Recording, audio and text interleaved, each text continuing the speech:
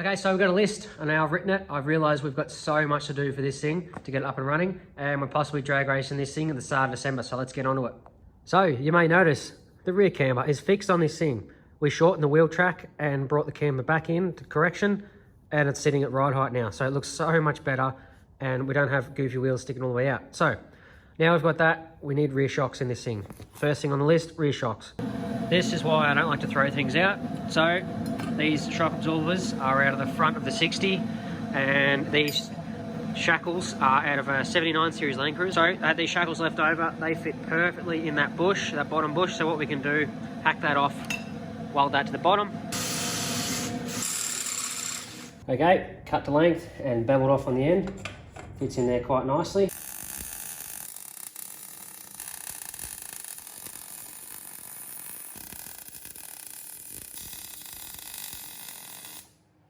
So that turned out really well. That's why it's good to not sort of throw things away.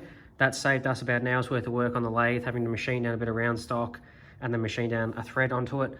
So now we can move on to this top mount. I'd want to do something a little bit different. I want to test my skills with the bender. I did a little bit over the top here. I think that looks pretty good, but I want to do some type of like X brace on here. So if anyone knows of a kit that converts this from elbow grease to air operated, definitely drop it below in the comment section. I think Swag products or something do one. Yeah, wouldn't mind making this thing air powered so we can do stuff a little bit easier.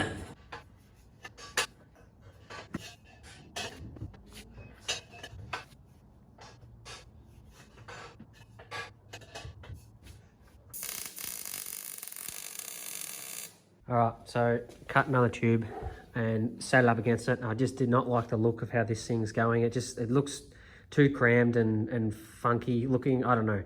So I'm thinking I'll try and reuse these tubes as well. We will go off that sort of way there, and then we can do a sort of an X brace in the center, and that way we'll still have some sort of room in the center, hopefully, so we can squeeze some stuff in because this thing's getting really tight. So I just had a weird noise from the grinder, and now it won't turn on. Fully charged battery. That is really annoying, especially when I just bought a brand new battery for it. Third time lucky. What do we got? Recording this like it's the first time. But it's not. You guys will think it is. It's just welded on and I can't change it.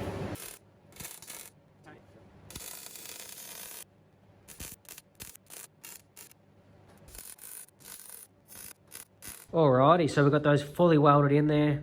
I did fully weld them because I had a couple of little gaps and I just wanted to just gusset these things in and get them looking good. Now, we've got to mount the top of the shock somehow, and I've dug through the scrap pile again and found these brackets that I had, like a box of 10 or 15 of them from when we bought that little lathe. We've used them on various little things.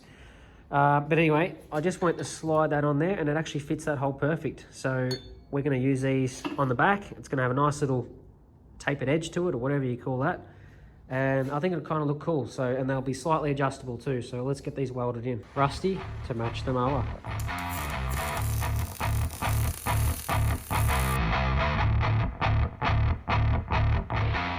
Okay, so I've got to say I'm super happy with how that looks. A lot better than the first design we're going to do.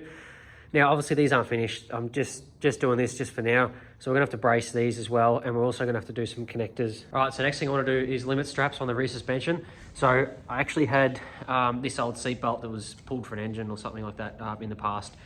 Had that. It's actually going to work really well because when you look at down here, that was going to bolt on there quite easily and all clear that.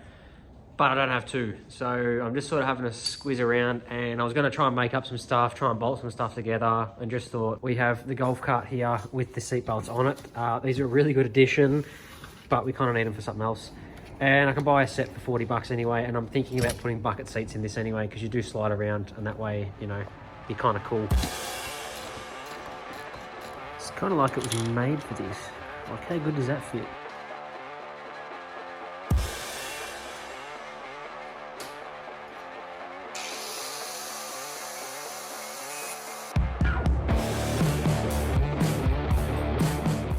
All right, so we've taken our buckle and we've bent it to give it a nice little angle to clear the shock tower.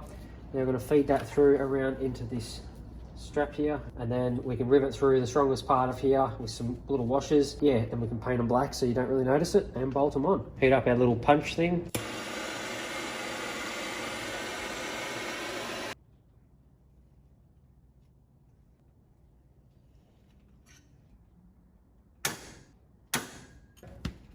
nice and strong.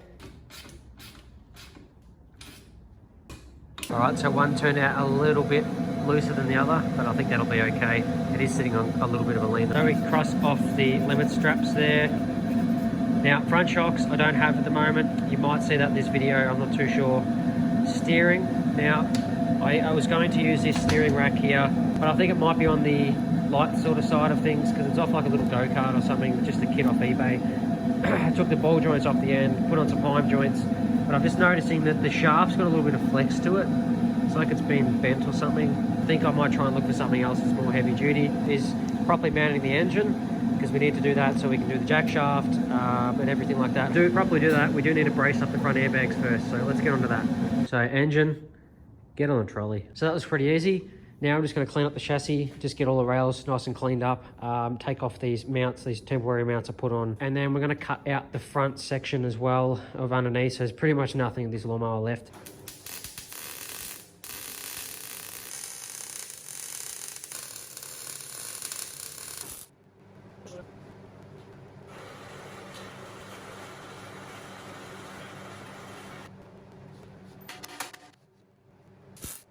Oh, look at that.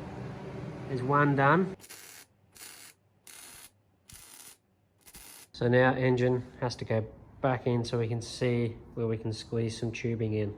All right, so it's rear engine mount time, so we can actually pivot off and get this thing nice and level and square. Now I've eyeballed the sprocket to the frame, it looks really good, so I think we're gonna be good there. Now why not utilize some more of this scrap that we've got.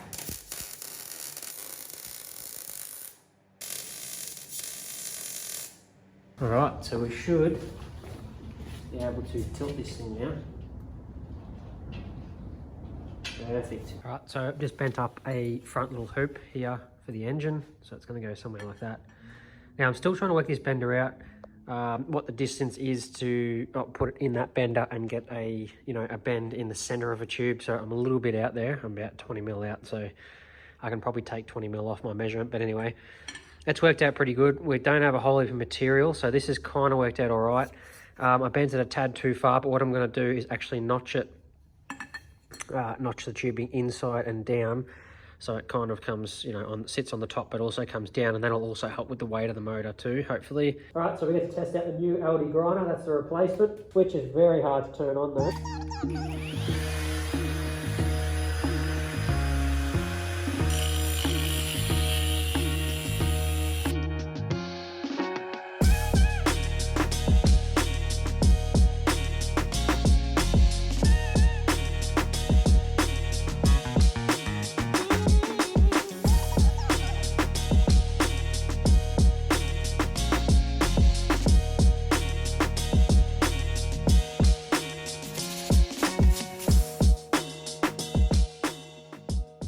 Next is front shocks. So got a pair of old shocks off the slightly used out of a Land Cruiser.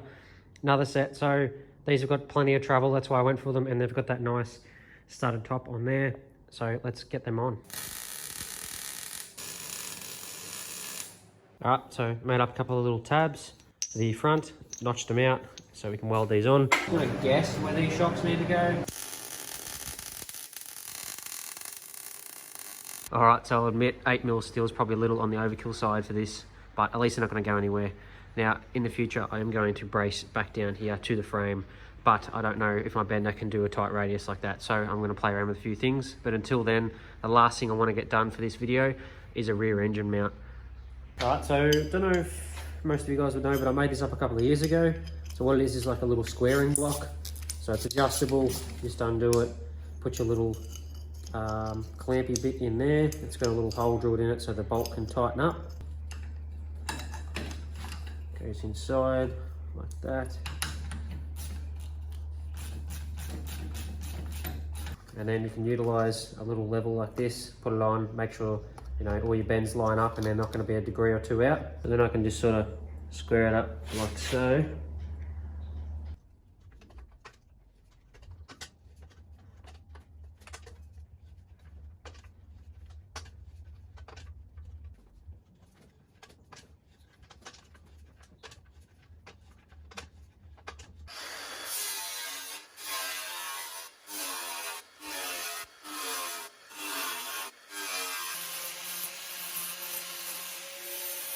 I'm super happy with this. How good does that look?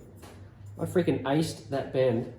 And look at that, like just fits so damn good compared to the one I stuffed up on the front. That looks so freaking good. We've just got enough room to get that bolt out. I'm gonna say I did plan that.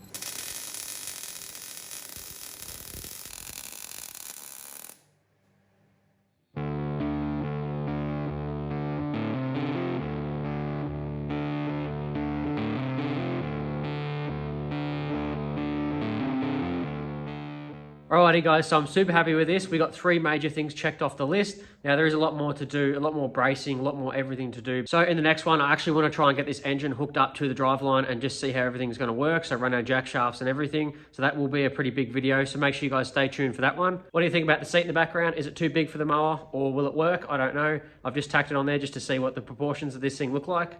Yes, we still need to figure out the steering on this thing. I need to find a steering rack or some type of push style steering that we can use in this, like Big Red. But that's going to be all for this video, guys. Thank you for watching. Make sure you guys hit the subscribe button and notification bell so it was anything. I'll see you guys in the next one.